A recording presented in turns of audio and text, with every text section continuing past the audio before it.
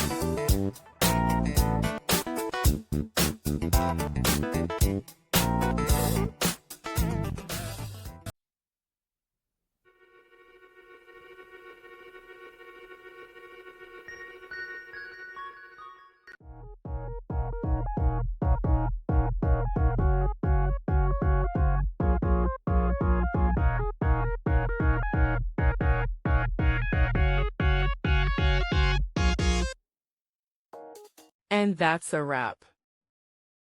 I hope you found the answer you were looking for. If you did, take a second to hit that subscribe button. It really helps out. And let me know in the comments which solution worked best for you.